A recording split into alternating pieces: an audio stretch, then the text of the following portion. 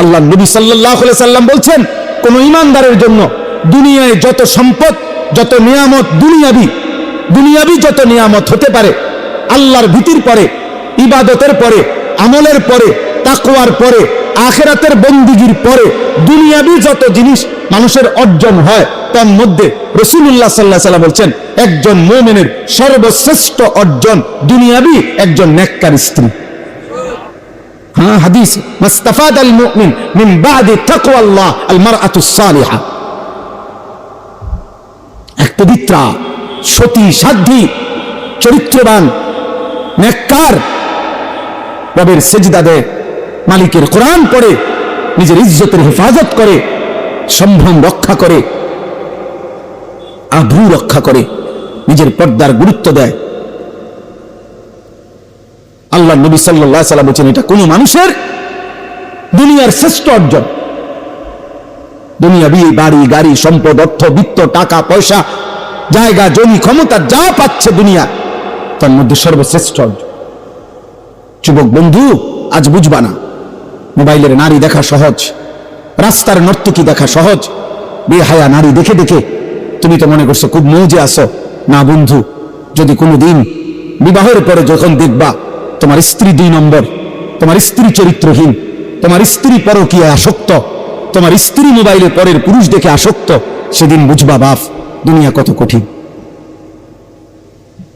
সেদিন আর আখিরাতের জাহান্নামের আগুন জ্বলতে হবে না, তোমার হায়াতে, তোমার কলিজার মধ্যেই জাহান্নামের আগুন জ্বলে উঠবে। এক চরিত্রহীন নারী, বেপর্দা, বেহায়া নারী যার জুটে বিবাহিত স্ত্রী হিসাবে, তার জীবনে আর জাহান্নাম লাগে না, ওইটাই যথেষ্ট। কসম আল্লাহ, ওইটাই যথেষ্ট। এজন্য তাফসীরের মধ্যে আছে, রব্বানা আতিনা ফিদ দুনিয়া হাসানা ওয়া ফিল আখিরাতি হাসানা ওয়া কিনা আযাবান নার। এই আয়াত আমরা সবাই পারি না, এই দোয়াটা অধিকাংশ মুসলমান এই দোয়াটা পারে। ইমাম সাহেবরা, ওলামায়েরা, ওয়াইজরা, আউলিয়ারা, সব শ্রেণীর মুসলমান নেককাররা বেশি বেশি এই দোয়াটা পড়ে, রব্বানা আতিনা ফিদ দুনিয়া হাসানা। আল্লাহ, দুনিয়ায় আমাকে যা হাসানা, যা পবিত্র, যা উত্তম তা দেন। পুরো দুনিয়া লাগবে না আমার, উত্তমটা দেন, হালালটা দেন। ওয়া ফিল আখিরাতি হাসানা, আখিরাতেও মাওলা আমারে যা উত্তম তাই দিয়েন। ওয়া কিনা আযাবান নার, আর মাওলা আপনি আমার জাহান্নামের আযাব থেকে বাঁচায় দিয়েন। এই দোয়া। এখন এই দোয়ার অনেক তাফসীর আছে। হযরত আলী রাদিয়াল্লাহু তাআলা আনহু, নবীজির সাহাবী আলী, হাসান হুসাইনের বাবা, হযরতে ফাতেমা রাদিয়াল্লাহু তাআলা আনহার স্বামী, হযরত আলী ইসলামের 4র্থ খলিফা, নবীর কলিজার টুকরা হযরত আলী রাদিয়াল্লাহু তাআলা আনহু এই আয়াতের, এই দোয়ার একটা ভিন্ন তাফসীর করছেন। তাফসীরে কুরতুবীতে আমরা পড়ছি, উনি বলছেন, রব্বানা আতিনা ফিদ দুনিয়া হাসানা, হে আল্লাহ, দুনিয়াতে আমাকে যেটা হাসানা সেটা দেন, উত্তম। তো এর অর্থ হলো, আয় আল্লাহ, দুনিয়াতে আমাকে একজন নেককার স্ত্রী দেন। ওয়া ফিল আখিরাতি হাসানা, আর আখিরাতে যা উত্তম তা আমাকে দেন। এর অর্থ হলো, তিনি বলছেন হযরতে আলী, আখিরাতে আমাকে জান্নাতের হুর দান করেন। আর 3 নাম্বার, ওয়া কিনা আযাবান নার, আল্লাহ আমারে জাহান্নামের আযাব থেকে রক্ষা করেন। এর অর্থ হলো, আল্লাহ আমাকে মন্দ স্ত্রী, মন্দ নারী থেকে হেফাজত করেন। এই জন্য উলামায়ে কেরাম বলে, কারো স্ত্রী যদি হয় অসৎ, কারো স্ত্রী যদি হয় চরিত্রহীন, কারো স্ত্রী যদি হয় বেহায়া, তাহলে ওই ব্যক্তি, ওই ঘরই, ওই জীবনটাই জাহান্নামের টুকরা, জাহান্নামের টুকরা। এজন্য যুবক ভাই, কিশোর ভাই, নওজোয়ান, প্রতিনিয়ত নারী ছবি দেখে মোবাইলের অস্থির তোমরা দৃশ্য যারা দেখো, ভিন নারীর ছবি দেখো, কি চাচ্ছ তার কাছ থেকে? বলো বাবা, তার কাছ থেকে তুমি কি চাও? মানে তারে দেখে তোমার কি মন চাচ্ছে? জিনা করতে? আর কি? তোমার কলিজা যদি খুলতো, তোমার দিল যদি খুলতো, তো সেটার মধ্যে এটাই পাওয়া যাইতো যে তুমি মনে মনে কামনা করছো, যদি আমি সুযোগ পাইতাম তাহলে তো আমি এই নারীর সাথে জিনা করতাম। যদি বলেন আমি বিয়ে করতে, তো বিয়ে করতে কতটা বেডি সাউন্ড লাগে? কথা বোঝেন নাই? যদি বলো যে না আমি বিয়ে করার জন্য চাই, তো বিয়ে করতে কত বেডি চাইতে হয়? হ্যাঁ, বিয়ে করতে নর্তকী দেখো কেন? বিয়ে করতে নায়িকা দেখো কেন? বিয়ে করতে বিধর্মী দেখো কেন? কথা বলেন না? তাহলে বুঝাই তো গেল বিয়ে না, মাকসাদ তোমার জিনা, মাকসাদ তোমার ব্যভিচার। তাহলে তুমি কল্পনা করো, তুমি ছেলেটা হারাম কল্পনা করছো, অথচ তুমি তো একজন পবিত্র মা বাবা। যেই মা বাবা স্বামী স্ত্রী ছিল, ইসলামের বিধান মেনে, আল্লাহর হুকুম মেনে বিবাহের পবিত্র বন্ধনে একত্র হয়ে ওই স্বামী স্ত্রীর পরম ভালোবাসা হালাল পদ্ধতিতে বিবাহের পবিত্র সম্পর্কের মাধ্যমে তুমি এই পৃথিবীতে আসছো। এবার তুমি যা করতে চাচ্ছ সেটা তো হারাম সম্পর্ক ছাড়া আর কিচ্ছু না। তাহলে এর পরবর্তী প্রজন্ম যদি তোমার হাত ধরে আসে তো সেটা কি উত্তম হবে না নিকৃষ্ট হারাম হবে? তাহলে তুমি কি ভাবতেছো? বোঝো না মিয়া? বোঝো না? 16 বছর বয়স, এত নারী দেখো কেন? এত মহিলা দেখো কেন? এত অসভ্য ছবি দেখো কেন বাপ? এত কম বয়সে এত বড় চরিত্রহীন হয়ে গেল, এত অল্প বয়সে এত উলঙ্গ ছবি দেখে ফেললা। এবার তো তোমার আর পৃথিবীর সুন্দরী বউ এনে দিলেও তোমার তৃপ্তি হবে না, কারণ তুমি না আরো এর চাইতে অসৎ দেখছো। আল্লাহর কসম, নবী বলছে নারী যখন বেপর্দা হয় শয়তান তাকে সর্বোচ্চ আকর্ষণীয় করে, উঁচু করে, লোভনীয় করে তুলে ধরে, দেখায়। আল্লাহ রাসূল বলছেন ফাইযা খারাজাত ইস্তাশরাফাহা শাইতান। নারী হচ্ছে আওরাত, নারী হচ্ছে আড়ালের বস্তু, নারী হচ্ছে লুকিয়ে থাকার বস্তু। কন্যা হচ্ছে লুকিয়ে থাকবে, যে তার আত্মসম্মান রাখবে, যে পুরুষ তুমি ভদ্রচিত ভাবে শরীয়ত সম্মত পদ্ধতিতে বিবাহের পবিত্র সম্বন্ধের মাধ্যমে আসো, কোনো আপত্তি নাই। কিন্তু আমি নারী, আমার ইজ্জতের দাম অনেক। এজন্য আমরা কিতাবে পড়ছি, যেই মেয়ে বেপর্দা, যেই মহিলা বেপর্দা, ছেলেরা আমার এই কথাটা মনে রাখো বাবা, সবাইরে বলি, যেই মহিলা বেপর্দা, যেই মেয়ে বেপর্দা, আল্লাহর কসম সে নিজেকে একদম সস্তা কম দামি পণ্য হিসাবেই বাজারে তুলে দিছে। হ্যাঁ, সে নিজেকেই তুলে দিছে যে আমি আমারে তুলে ধরলাম, এবার আঙ্গাল কাঙ্গাল আতু নুলা যা আসো, ঠ্যাং ভাঙ্গা মাথা ভাঙ্গা যে আসো, বুড়া জোয়ান প্লাস্টিক রাবার যা আসো, আমার দেখো, আমার আমি ছেড়ে দিলাম। সে নিজেকে মূলত লাঞ্ছিত করে, সে নিজেই নিজেকে ছোট করে ফেলে। তুমি তো তোমার দাম কমাই লাইলা, তুমি তো তোমার নিজের দাম কমাই দিলা। অতএব পর্দায় আবৃত নারী, বোরখায় আবৃত নারী, ইজ্জত সতীত্বের কদরকারী নারী, সে এই সৃষ্টির, এই জমিনের শ্রেষ্ঠ নিয়ামত, শ্রেষ্ঠ নিয়ামত।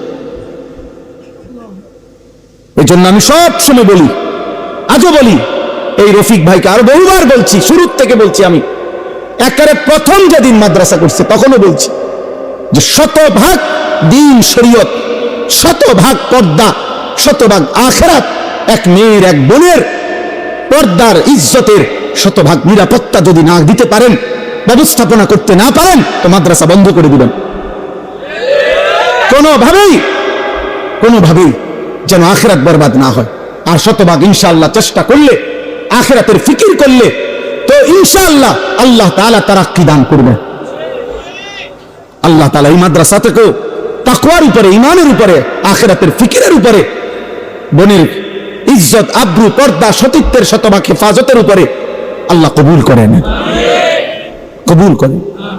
মালিক চাইলেই সব হবে। জমি হইলে বরাটের টাকাও হইব, বরাট হইলে ভবনও হইব, সব হবে, সব হবে, সব হবে। আল্লাহ তাআলা বলেন ওয়া মা নুনাজ্জিলুহু ইল্লা বিকাদারিন মা'লুম। আল্লাহ বলেন ওয়া ইন মিন শাইইন ইল্লা ইনদানা খাযাইনুহু। সব কিছু আমার কাছে আছে ভান্ডারে ভান্ডারে, কিন্তু আমি জমিনে নাজিল করি, দেই, হ্যাঁ, ইল্লা বিকাদারিন মা'লুম। আমি আল্লাহর কাছ থেকে নির্ধারিত, আমার কাছে নির্ধারিত যেটুকু আমি পরিমাণ মতো করে করে দেই। এক লগে সব দিয়া লাইলে সামাল দিতে পারতাম না, তুমি সামাল দিতে পারতাম? আজকে 10 বছর আমিও ব্যক্তিগতভাবে আমার মাদ্রাসা 1 লক্ষ টাকা মাসে বাড়ি ভাড়া দেই, 1 লাখ টাকা শুধু বাড়ি ভাড়া গুণনা দেই। আলহামদুলিল্লাহ এখন আইসা মালিকের দয়া মাদ্রাসার জন্য জায়গা কিনছি 118 শতক।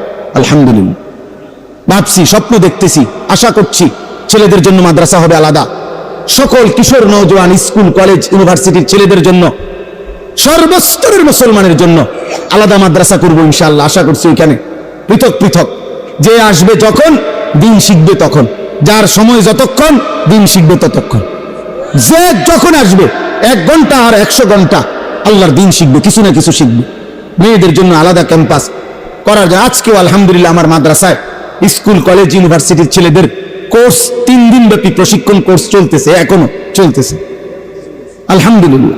আলহামদুলিল্লাহ আমার শায়েখ আল্লামা মুফতি মুশতাকুর নবী কাসেমি হযরত জোহরের পরে বয়ান করছেন ওই ছেলেদেরকে, সব স্কুলের ছেলে কলেজের ছেলে, ওযু নামাজ সূরা কেরাত দোয়া কালাম শিখতেছে আলহামদুলিল্লাহ।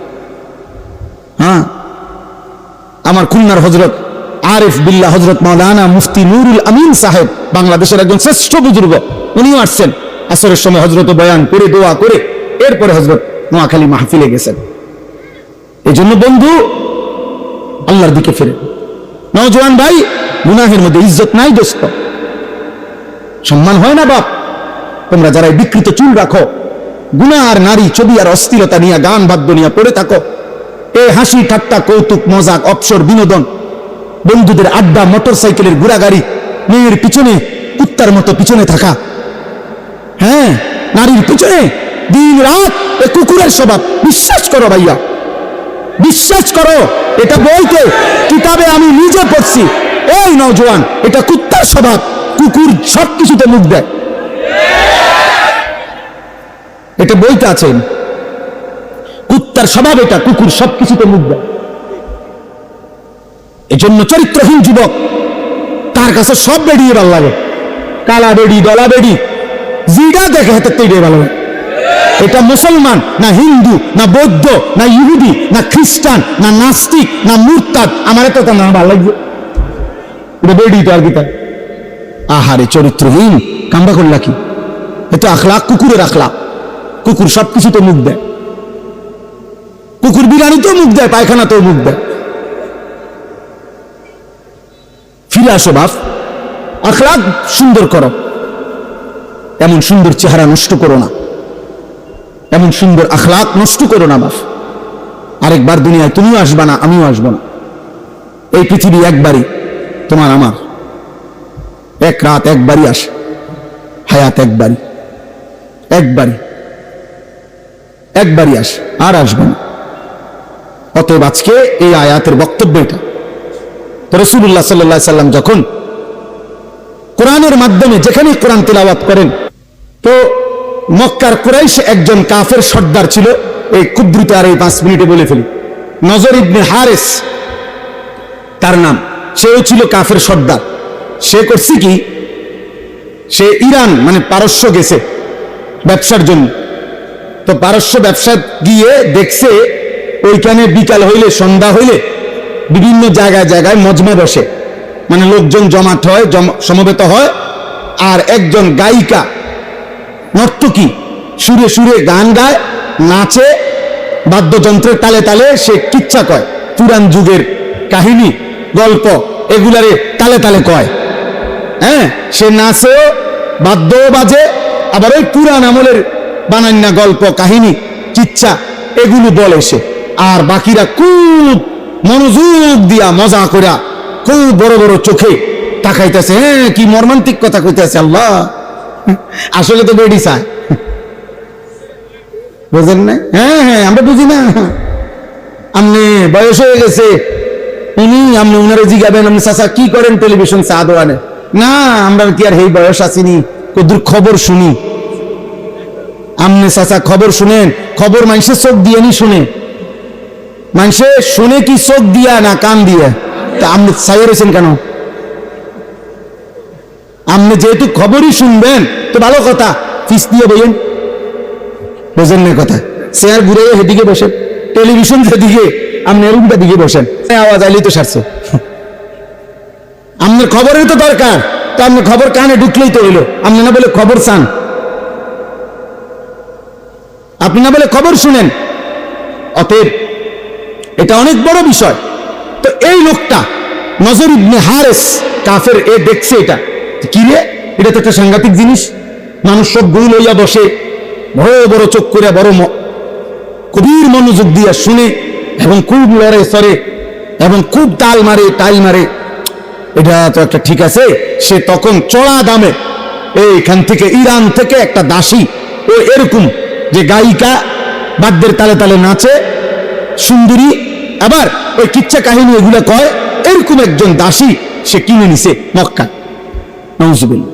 কিনা মক্কার কুরাইশদেরকে বলছে, এইবার আমি একটা কার্যকর বুদ্ধি আনছি মুহাম্মদের কোরআনের বিপরীতে। মুহাম্মদ কোরআন শুনলে লোকগুলো মুগ্ধ হইয়া অবাক হইয়া তার দিকে তাকায়া থাকে, তার দলে ভিড়ে যায়। তখন সে এই যুবকদেরকে এবং সাধারণ মানুষদেরকে ডাকতো, এদিকে গোলয়ে বইও, সবাই বই, এমন মিউজিক দেখবা। এরপরে ওই সে তার দাসীকে নিয়ে আসতো, এই দাসী বাদ্যের তালে তালে গান গাইতো, নাচতো, আর এই পুরাতন যুগের কিচ্ছা কাহিনী এগুলা বলতো।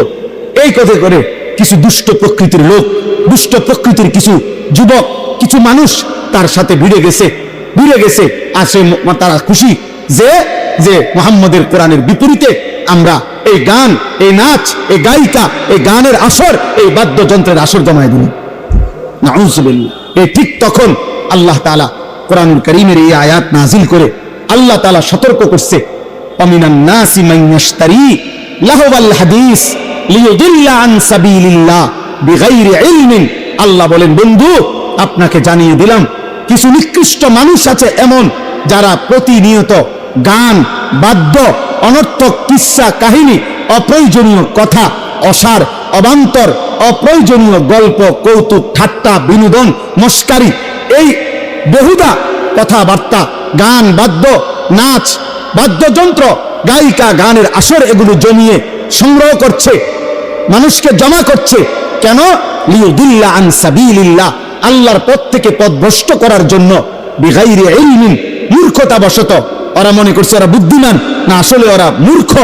ওয়াত্তাখিজাহা হুজুয়া, আর তারা আমার কোরআন নিয়ে, আমার দ্বীন নিয়ে ঠাট্টা করছে, উপহাস করছে, যে মুহাম্মদের বিপরীতে এবার আমরা এটা দাঁড় করাইলাম, এরকম হাসাহাসি করতেছে। আল্লাহ বলে, বন্ধু আমি স্পষ্ট জানিয়ে দিলাম, উলাইকা লাহুম আযাবুম মুহিন, এমন নিকৃষ্ট পাপীদের জন্য আমি একেবারে অপমানকর, ভীতিকর এবং লজ্জাজনক কঠোর আযাব আমি তাদের জন্য নির্ধারণ করে রেখেছি। গানের এই আড্ডা, বাদ্যযন্ত্রের এই আড্ডা, নর্তকীর এই আড্ডা, গায়িকার এই আড্ডা, গানের এই আসর, গানের এই পরিবেশ, আমি আল্লাহ তাদের জন্য নিকৃষ্ট আযাব রেখেছি। আর আল্লাহ বলেন, এই গান, বাদ্য, গল্প, কৌতুক, এই সমস্ত বেহুদা নাটক, নভেল, কাহিনী, কিচ্ছা, মিথ্যা কথা বানিয়ে বানিয়ে বলা, সুরে সুরে বলা, এই সমস্ত কাজের দ্বারা এই মানুষগুলোর অবস্থা হয় এমন, ওয়া ইজা তুতলা আলাইহি আয়াতুনা, এমন নাফরমানের কাছে যখন আমার কোরআন পড়া হয়, ওয়াল্লা মুস্তাকবিরান, সে অহংকার করে মুখ ফিরায় না। কাআন লাম ইয়াসমাআহা, যেন সে কোরআন শুনতেই পায় নাই, অথবা কাআন্না ফি উযুনাইহি ওয়াকরা, অথবা আগের থেকেই সে কানেই শুনে না, বধির। আল্লাহ বলেন, এমন পাপীকেও ফাবাশশিরহু বিআযাবিন আলীম, এদেরকেও আপনি কঠিন আযাবের ভয় দেখান। আমার দোস্ত, আমার ভাই, আমার বন্ধু, আমার নওজোয়ান, আমি সবার কাছে অনুরোধ করি, আমরা সবাই এই আয়াতগুলোর দ্বারা একটা মৌলিক কথা হলো, একজন মুসলমান, একজন মুমিন, তুমি কিশোর হও, তুমি যুবক হও, তুমি বয়স্ক বাবা হও, তুমি পর্দার আড়ালের মা হও, বোন হও, মুসলমান, কলিজায় যার ঈমান আছে, রক্তে যার ঈমান আছে, জবানে যার কালেমা আছে, আল্লাহকে যে চিনে, নবী সাল্লাল্লাহু আলাইহি সাল্লামকে যে মানে, সে গান, বাদ্যযন্ত্র, গানের আসর, গায়িকা, নর্তকীর নাচ, এই মোবাইলে হোক, বাস্তবে হোক, এমন আসরে, এমন পরিবেশে, এমন মজমাতে সে বসতে পারে না, শুনতে পারে না, অংশগ্রহণ করতে পারে না। আল্লাহ বলেন, এমন মন্দ আচরণ, এই গানের আসক্তি, বাদ্যযন্ত্রের আসক্তি, গায়িকার আসক্তি, নর্তকীর আসক্তি, গানের আসরের প্রতি যার আসক্তি, আল্লাহ বলেন আমি তার জন্য নিকৃষ্ট অপমানকর আযাব রেখেছি। এজন্য আমরা কিতাবের মধ্যে পড়ছি, আল্লাহ নবী সাল্লাল্লাহু আলাইহি ওয়াসাল্লাম বলছেন, শেষ জামানায় আমার উম্মতের উপরে তিনটা বড় বড় আযাব আসবে। একটা হলো মাটি ধসিয়ে দেওয়া হবে, 2 নাম্বার পাথরের বৃষ্টি বর্ষণ হবে, 3 নাম্বার চেহারা বিকৃত করে দেওয়া হবে। সাহাবায়ে কেরাম কাইফা উঠা বললেন, ইয়া রাসূলুল্লাহ, মাতা, এটা কখন হবে? আল্লাহ নবী বললেন, ইজা যাহারাতিল কাইনাত, যখন গায়িকা বেড়ে যাবে, ওয়াল মাআজিফ, যখন বাদ্যযন্ত্র বেড়ে যাবে, ওয়াস্তাহাল্লাতিল খামরা, যখন নেশা মদ মানুষ হালালের মতো মনে করে দেদারসে খাইতে থাকবে, আল্লাহর রাসূল বলেন তখন ভূমি ধসে যাবে, চেহারা বিকৃত হয়ে যাবে, পাথরের বৃষ্টি বর্ষণ হবে। আজ প্রিয় যুবক, আল্লাহকে সাক্ষী রেখে চুলের কত ডিজাইন তো বদলাইলা, কিন্তু ইনসাফ যদি থাকে, বিবেক থাকে, কোন ভদ্র বিবেকবান মানুষকে দেখায়ও তাহলে তোমার সুন্দর লাগে কিনা। তোমার এই নারী ছবি, তোমার এই জিনা ব্যভিচারের দৃশ্য, তোমার এই গান বাদ্য, তোমার এই বন্ধুদের অসৎ আড্ডা ফুর্তি চিৎকার হই হুল্লুর, পার্ক রেস্তোরাঁ মোটর সাইকেলের ঘোরাঘুরি, তোমার এই বন্ধুদের আশার আড্ডা, আর এই উচ্চ কণ্ঠের অনর্থক কথাবার্তার এই গুনাহ, আর রাত্রি জেগে অশ্লীল উলঙ্গ ছবি দেখা, নারী দেখা, নারীর নাচ, নারীর কথা, নারীর গান, অসভ্যতা দেখা, তুমি ইনসাফ যদি থাকে, আমি বন্ধু শেষ কথা বললাম, তোমাদের অসংখ্য ছেলের চেহারার মধ্যে একজন মুমিনের যে সৌন্দর্য, মুসলমান যুবকের কিশোরের যে সৌন্দর্য, এমন সৌন্দর্য বহু আগেই চলে গেছে। তুমি দেখো চেহারা অনেক আগেই নষ্ট হয়ে গেছে। 16 বছর 18 বছর বয়সী সন্তান এত সাফা ভাঙ্গা, এতটা চাফা ভিতরে, এতটা শুকনা থাকার কথা না, আরো নাদুস নুদুস থাকার কথা। কিন্তু গুনাহ, রাত্রে জেগে অসভ্যতা, রাত্রি জেগে অশ্লীল দৃশ্য দেখা, হারাম গান বাদ্য, এই সমস্ত বেহুদা কাজের মধ্যে লিপ্ত থাকার কারণে আজ জিন্দেগি শেষ। ইমামে আজম আবু হানিফা বলছেন, সিমাউল আগানি ফিসকুন ওয়াত তালাদ্দুদু বিহা কুফরুন।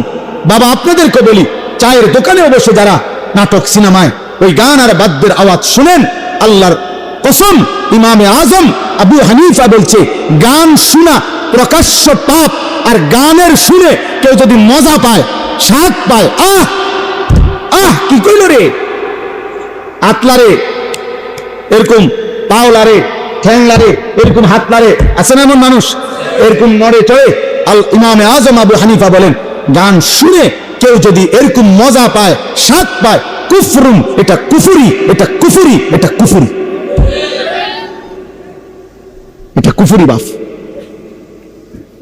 অতএব খামখেয়ালি করুন। আবারও বললাম, আবারও বলছি, শেষ পর্যন্ত হয়তো এই পৃথিবীর কেউ তোমারে কিছু বলতে পারে নাই, কোন হুজুরের কথাও পাত্তা দাও নাই, মা বাবার কথাও পাত্তা দাও নাই, হতে পারে কেউ তোমারে শাসন করতে পারে নাই, তুমি মুক্ত, তুমি স্বাধীন, তুমি হারামের উপরে, জিনার উপরে, ব্যভিচারের উপরে, গান বাদ্যের উপরে জীবন শেষ করছো।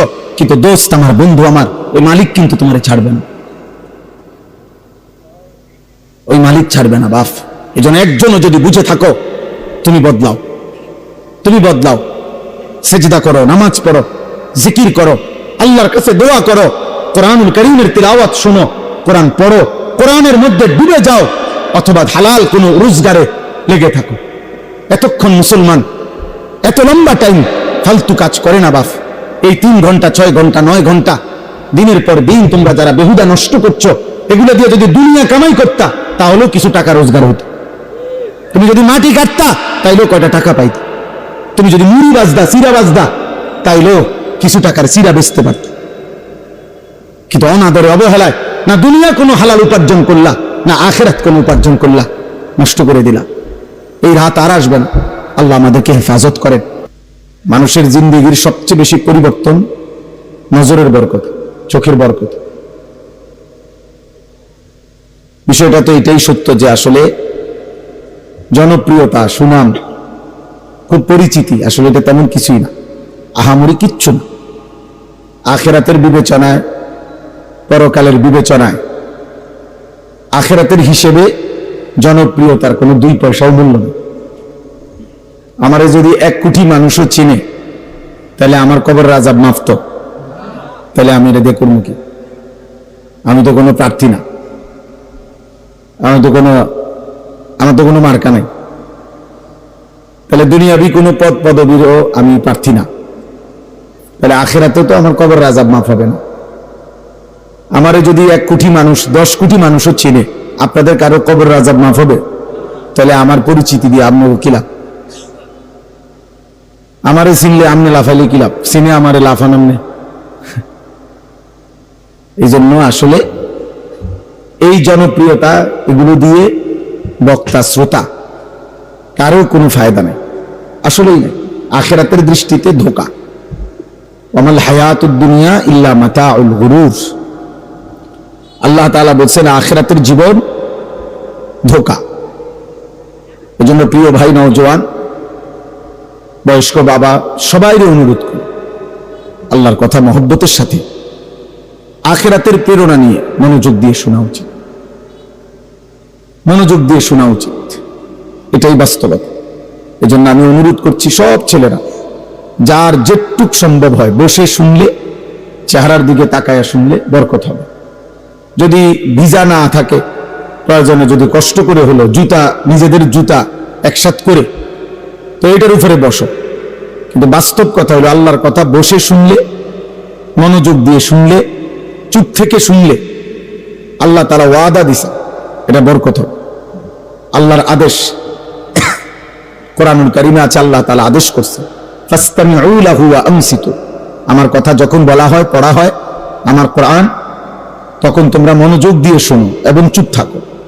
এটা আল্লাহ আদেশ করছে। ফাসতামিউ লাহু, তোমরা মনোযোগ দিয়ে শোনো, ওয়া আনসিতু, এবং চুপ থাকো, লাআল্লাকুম তুরহামুন। আল্লাহ বলেন এতে করে অবশ্যই তোমাদের উপরে রহমত বর্ষিত হবে। রহমত বর্ষিত হবে মানে কি? তাফসীরের মধ্যে আছে, মানে আল্লাহ তাআলা তোমাকে ওই সুন্দর বরকতে আমল করার তৌফিক দিবে, আমল করার সুযোগ দিবে। কম বেশি ইসলামী কথা সকলেই আমরা জানি। আজকে 10 বছর যাবত যে কোনোদিন 5 ওয়াক্ত নামাজ পড়ে না, সেও জানে যে নামাজ 5 ওয়াক্ত। আজকে 30 বছর ধরে যে সুদ খায়, সেও জানে সুদ খাওয়া হারাম।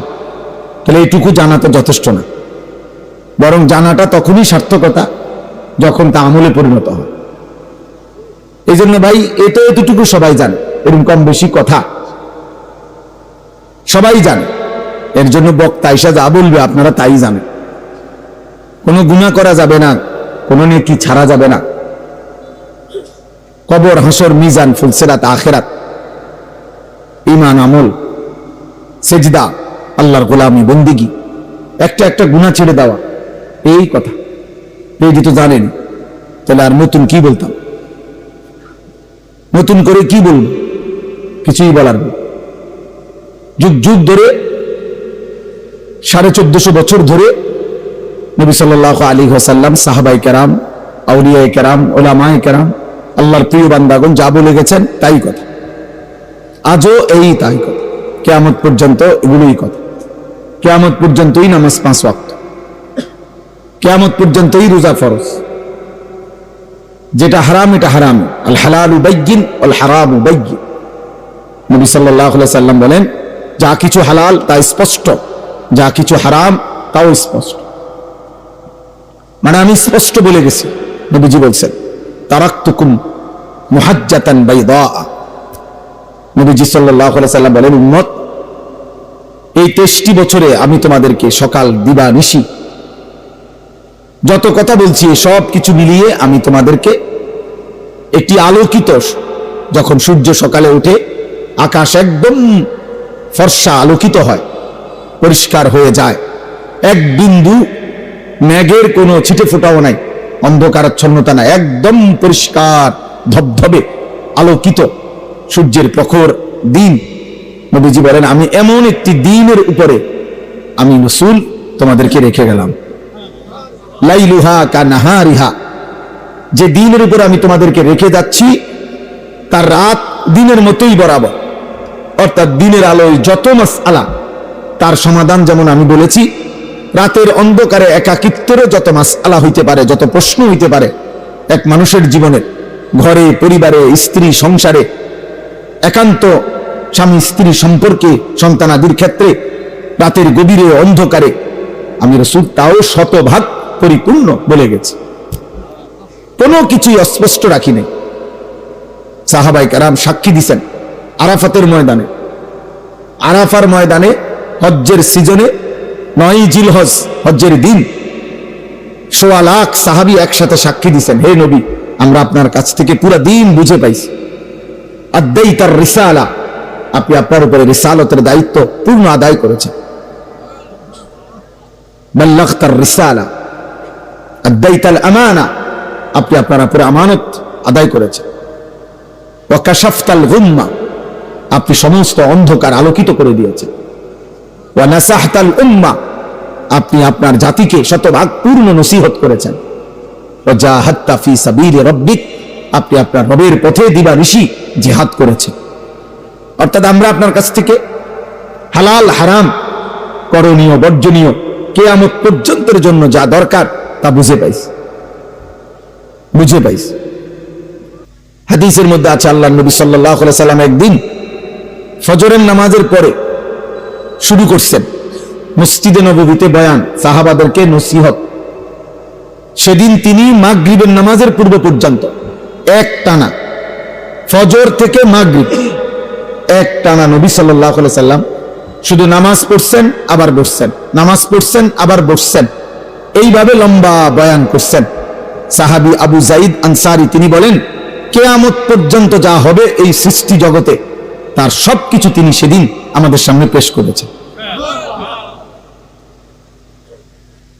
তাহলে বাস্তবতা হলো, দুর্ভাগ্য হলো আমাদের যে আমরা পড়ি না, জানার চেষ্টাও করি না। জানার চেষ্টা করি, এই মুখস্থ দুই একটা শব্দে দুই চার কথায় আমরা নিজেদেরকে মুসলমান মনে করে হায়াত পার করে দিচ্ছি।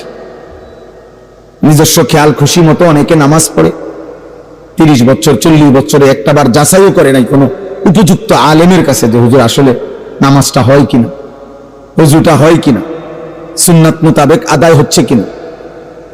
আর কিশোর নওজোয়ান অগণিত, জেনারেল পড়ুয়া অনেক ছেলে, ওরা ফরজ গোসল কিভাবে করে তাও জানে না, আবার হালাল হারাম কি তাও জানে না, শিরিক কাকে বলে, কুফর কাকে বলে, আখিরাত বলতে কি বুঝায় প্রকৃত অর্থে ও জানে না।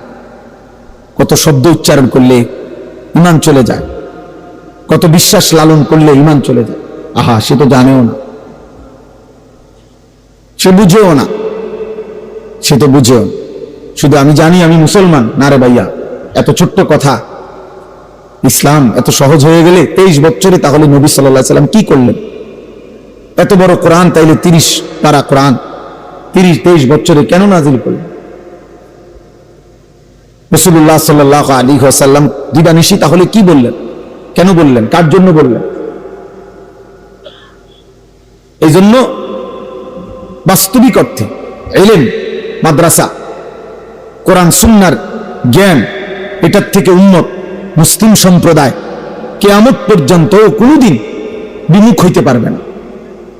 এমন কোনো সুযোগ নাই কিয়ামত পর্যন্ত, ইসরাফিলের ফু পর্যন্ত যে এই কথা বলবে তো মাদ্রাসার আর দরকার নেই।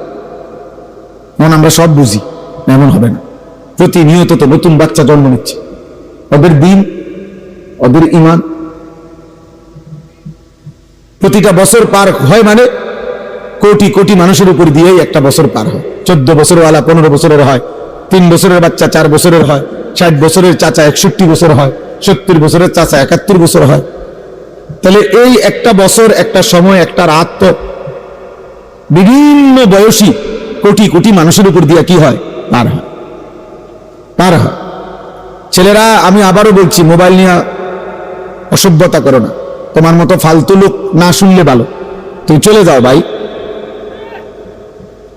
2-4 জন ফালতু মানুষ বয়ান না শুনলেও ভালো, সমস্যা না। আমি কোনো ভোটে দাঁড়াইছি না, তো সবার সমর্থন আমার দরকার না, না আমি সমর্থন দিয়ে কিরম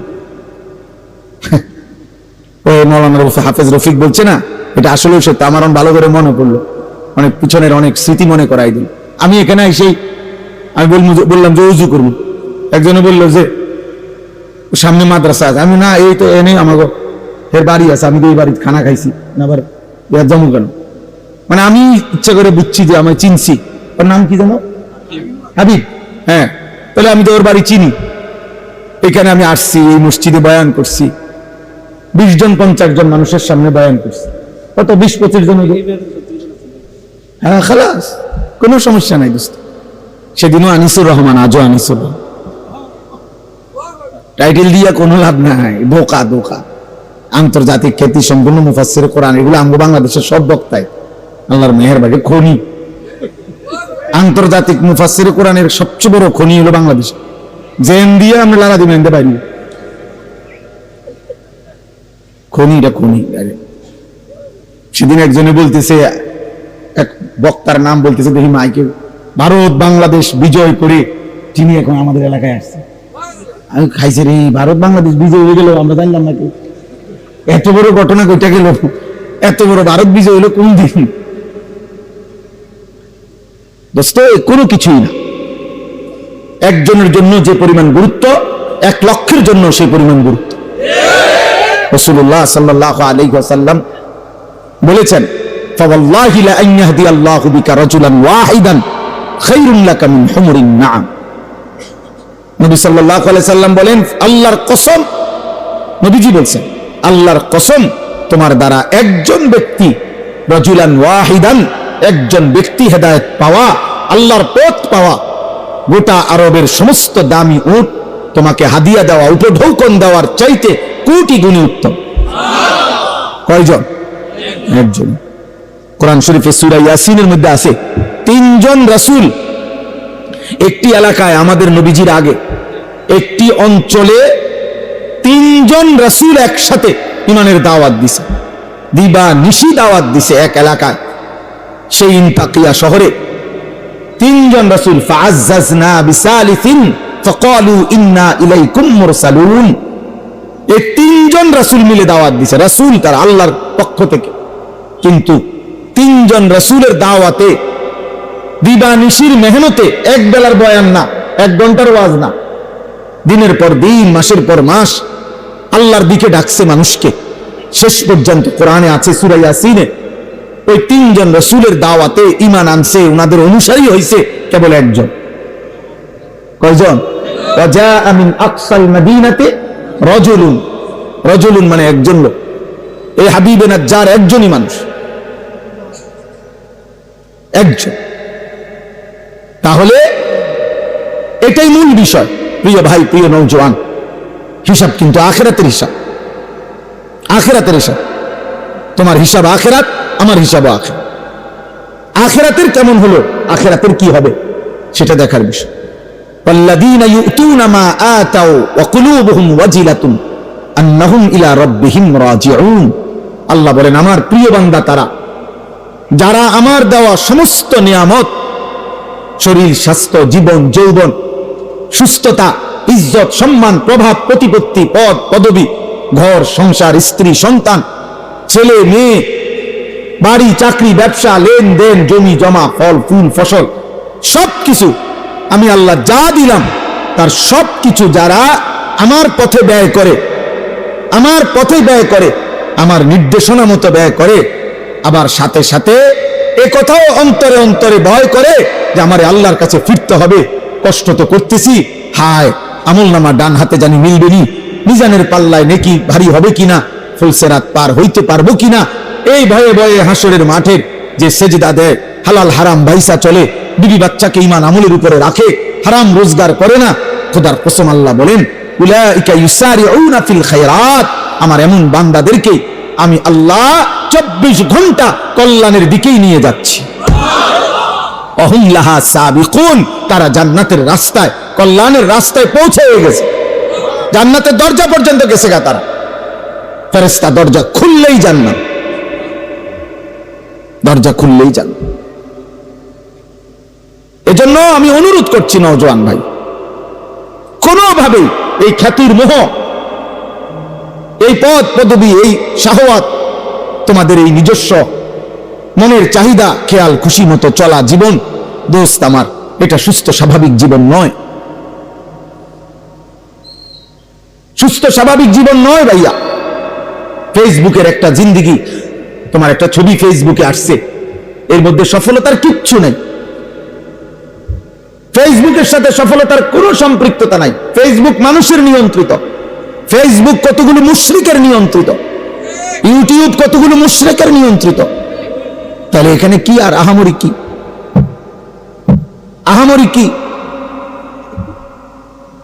এই পৃথিবীর সবগুলো মানুষও যদি দেখে তো কি আসবে আর কি যাবে? দেখার বিষয় হলো আমাকে তো আখিরাতে যাইতে হবে। ऐसे रहे या वैसे रहे वहां देखना फिर कैसे रहे। দুনিয়ায় ভাবে বা ওইভাবে, সুখে কিংবা দুঃখে, আনন্দ কিংবা বেদনায়, চাহিদা পূরণ হোক বা না হোক, একভাবে না একভাবে রাত্র ভোর হয়ে যায়, দিন সন্ধ্যা হয়ে যায়, মাস বছর গড়িয়ে যায়, হায়াত শেষ হয়ে যায়। এটা তো একভাবে না একভাবে চলেই যাবে। কিন্তু বুজুর্গানে দিন বলে ওয়াহা দেখ না ফের कैसे रहे, ইমানদার লক্ষ্য করো সেখানে কেমন থাকবা, সেখানে থাকবা কেমন, সেখানে থাকবা কেমন, আখিরাতে কেমন হবে। আখিরাতে যদি কেউ একবার হাসে সে আর কোনদিন কাঁদবে না, আখিরাতে যদি কেউ একবার কাঁদে আর কোনদিন হাসবে না, আর হাসবে না। ওয়াদারনি ওয়াল মুকাদ্দিবিনা উলিন নি'মাতি ওয়া মাহিলহুম কালিলা। আল্লাহ কোরআনে ওয়াদা দিছে, হে আমার মুমিন বান্দা, প্রিয় বান্দারা, হে আমার অনুগত বান্দারা, শোনো, কিছু মিথ্যাবাদী নাফরমান পাপীকে অল্প কিছুক্ষণের জন্য দুনিয়া ভোগ করার একটু সময় আমি দিতে চাই, তোমরা ওরে ছেড়ে দাও।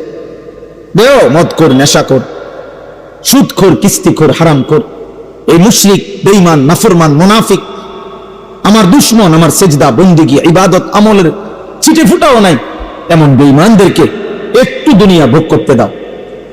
দেও বান্দা, মাইতো কিছু বলো না।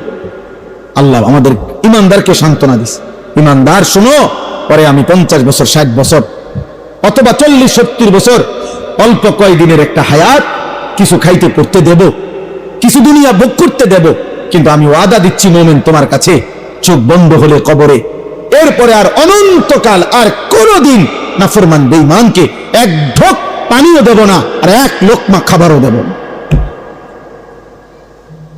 হ্যাঁ, আর মিলবে না, আর মিলবে না।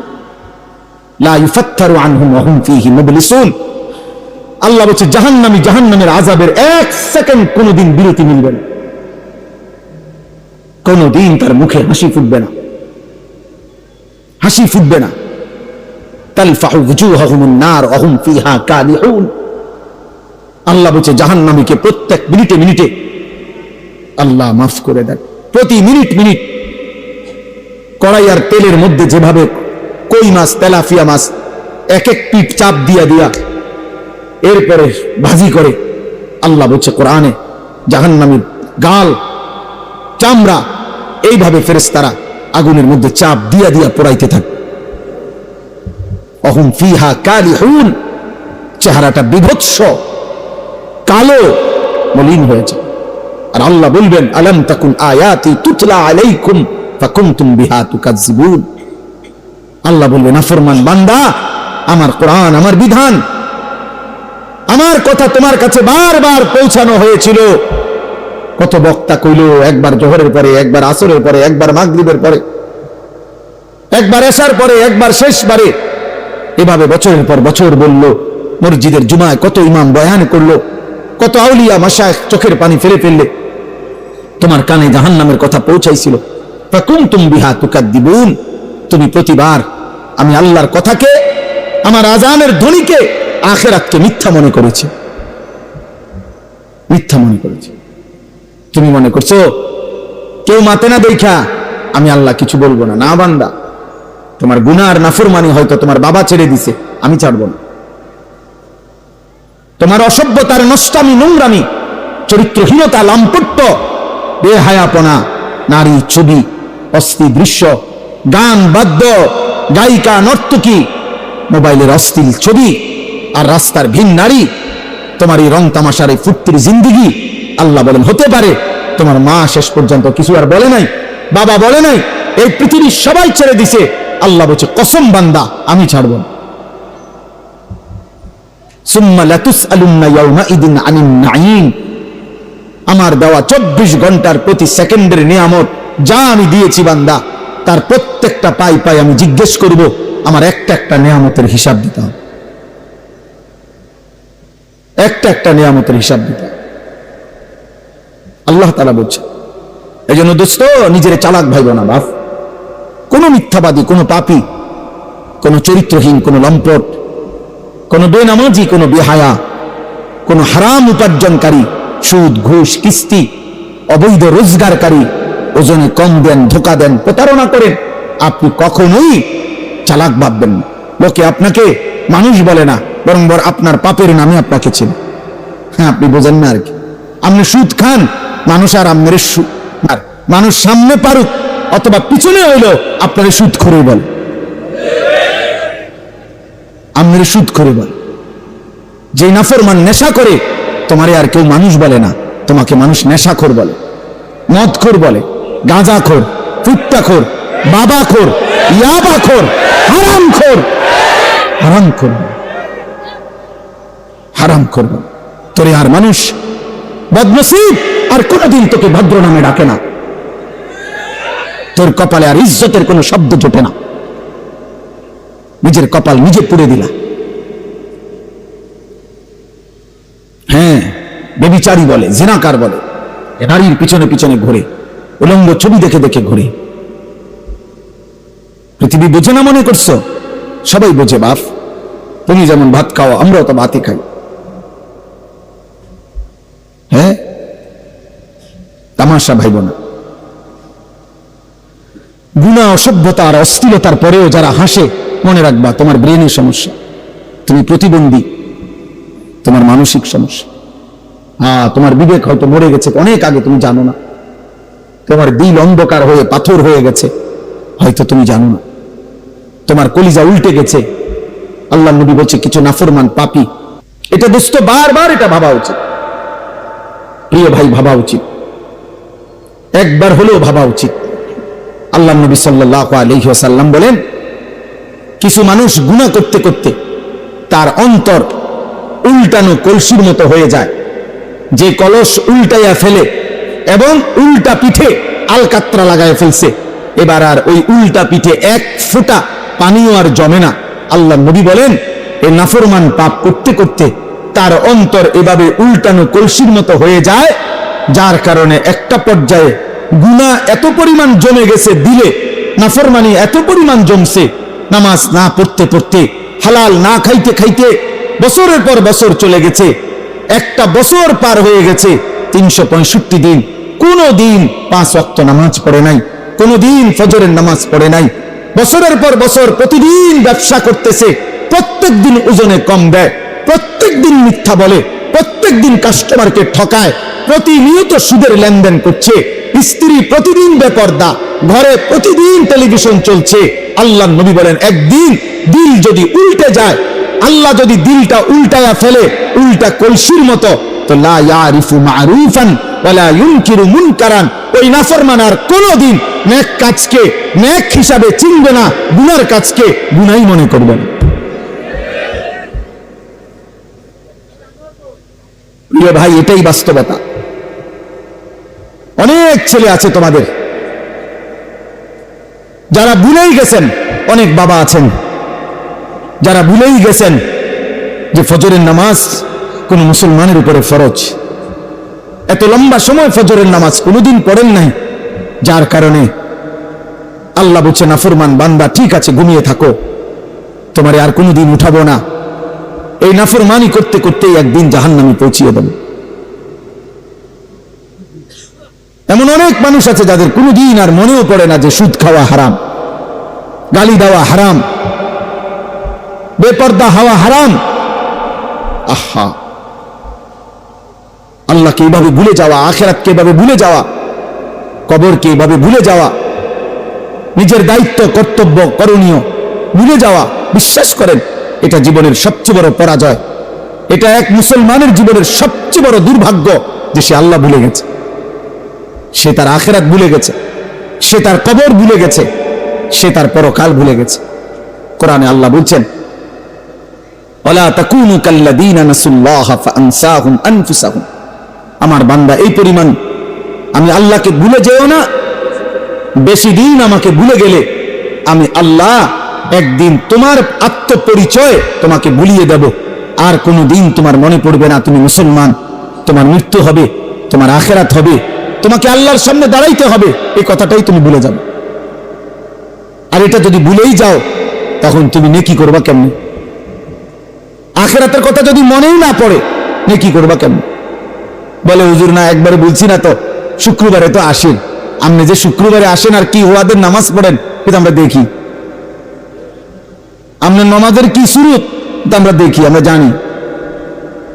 অতএব দয়া করে এটা বুঝতে শিখেন। গল্প গুজব, গান, বাদ্য, নাটক, সিনেমা, কৌতুক, হাসি, ঠাট্টা, মজাক, অবসর, বিনোদন, শুধু শুধু আল্লাহ থেকে গাফেল করে এমন যাবতীয় কর্মকাণ্ড আল্লাহ নিষেধ করছে। আমি এই আয়াতটাই এখানে পড়ছি। আর অল্প একটু সময় আমি এই দুইটা আয়াতের তর্জমাই শুনাইতে চাই। সূরা লোকমানের দুইটা আয়াত আমি পড়ছি। 21 নম্বর পারা, 31 নম্বর সূরা। সূরা লোকমান সূরাটার নাম। এই সূরার 6, 7 এই দুইটি আয়াত আমি তেলাওয়াত করেছি। আল্লাহ তাআলা এই দুইটি আয়াতের মধ্যে আল্লাহ তাআলা কি বলতেছেন একটু শুনেন। এটা বললেই ইনশাআল্লাহ আমার কথা শেষ। নওজোয়ান ভাই, বয়স্ক বাবা, সবাই রে বল, এক মুমিনের বড় সিফাত, একজন মুসলমানের একটি অন্যতম বৈশিষ্ট্য যে সে বেহুদা অনর্থক কাজ থেকে নিজেকে বিরত রাখে। আমাদের প্রিয় নবী সাল্লাল্লাহু আলাইহি ওয়াসাল্লাম যখন মক্কার জমিনে ইসলামের দাওয়াত দিচ্ছিলেন, কালেমার দাওয়াত, তো মক্কার কুরাইশরা সর্বান্তকরণে হাজারো কৌশলে নবীজির কালেমার দাওয়াতের বিরোধিতা করতেছিল। শারীরিক নির্যাতন করত, গালিগালাজ করত, সাহাবায়ে কেরামের কাছে জুলুম অত্যাচার, ওনাদেরকে অনেক কষ্ট দিছে, নির্যাতন করছে। আবার নবীজি যাকে বুঝাইতো, নবী সাল্লাল্লাহু আলাইহি সাল্লাম সরে গেলে ওরা এসে আবার হেরে উল্টাটা বুঝাইতো। এরকম বহুভাবে তারা চিন্তা করত, বিরোধিতা করত। কিন্তু তারা দেখতো যে শত বিরোধিতার পরেও প্রতিদিন 2-4 করে, 1-2 করে হলেও মুহাম্মদ সাল্লাল্লাহু আলাইহি সাল্লামের লোক, মুহাম্মদের লোক বাড়তেছে। কোনোভাবেই তারা থামাইতে পারছে না। তখন তারা খেয়াল করছে যে আসলে আমরা এতভাবে নেতৃস্থানীয় পর্যায়ের লোক, আবু জাহেল, আবু লাহাব, উতবা, শাইবা, আস ইবনে ওয়াইল, ওয়ালিদ ইবনে মুগীরা, উবাই ইবনে খালাফ, উমাইয়া ইবনে খালফ, বড় বড় লিডার, আমরা এতভাবে বলতেছি, কাম হইতেছে না। ঘটনাটা কি? তখন তারা লক্ষ্য করছে যে মুহাম্মদের একটা বড় জাদু আছে, নাউজুবিল্লাহ। সেটা হলো সে যার সামনেই যায় তার উপর যে কোরআন সে বলে যে নাজিল হয়, এই কোরআন পড়ে শোনায়। আর এই কোরআনুল কারীমের তেলাওয়াত কিছুক্ষণ শুনলে মানুষগুলো চুপ হয়ে যায়, একদম মুগ্ধ হয়ে যায়, দিল ঠান্ডা হয়ে যায়, এবং অল্প সময়ের পরে ওই লোকটা কালেমা পড়ে মুসলমান হয়ে যায়। তাইলে এইটার আওয়াজ, এইটার টান, এইটার সুর মুহাম্মদ সাল্লাল্লাহু আলাইহি সাল্লামের জবানে, আল্লাহর কোরআন, তারা বুঝতে পারছে যে কোরআনের এই আওয়াজ, কোরআনের এই সুর, কোরআনের এই তেলাওয়াত মানুষের দিল বদলে ফেলে, দিল পাল্টায় ফেলে। তাকশাইরু মিনহু জুলুদুল্লাযীনা ইয়াখশাউনা রাব্বাহুম। আল্লাহ তাআলা বলেন, আমার যে বান্দার দিলে আমি আল্লাহর সামান্যতম ভয়ও আছে, আমার কোরআন শুনলে তার শরীরের ভিতর না শুধু বাহিরের পশমগুলো পর্যন্ত দাঁড়িয়ে যায়, দাঁড়িয়ে যায়। এটা কোরআনের বৈশিষ্ট্য। তোমরা তো বুঝো নাই বাপ, অনেক বাবা, অনেক ভাই, আহা, কারো 20 বছর, কারো 60 বছর, জীবনে কোনোদিন কোরআনুল কারীম তেলাওয়াত করতে পারেন না। আহারে দুর্ভাগ্য মানুষ। ওই মালিকের সামনে কেমনে দাঁড়াইবেন? মালিক যদি বলে 23 বছর আমি কোরআন নাজিল করেছি, 24,000 বার মোট জিব্রাইল নবীজির উপরে কোরআন নাজিল করছে, 24,000 বার আসছে, 24,000 বার আমার কালাম আমি 23টা বছর লাগাইয়া বান্দা বলছি, নাজিল করেছি। এমন পবিত্র, এমন শ্রেষ্ঠতম, এমন আজিমুশ শান, এমন হেদায়েতে ভরা, রহমতে ভরা, উপদেশে ভরা আমার কোরআন। একটা লাইন, একটা পৃষ্ঠাও দেখে দেখেও পড়তে পারো না। আহা বদনসিব মুসলমান, এমন জীবন নিয়ে কবরে কেমনে যাই? আমি অনেক ভাবি এটা, আমার খুব আফসোস। আহারে ওই জিব্বার কি মূল্য যে জিব্বা তার মালিকের কালামই পড়তে পারে।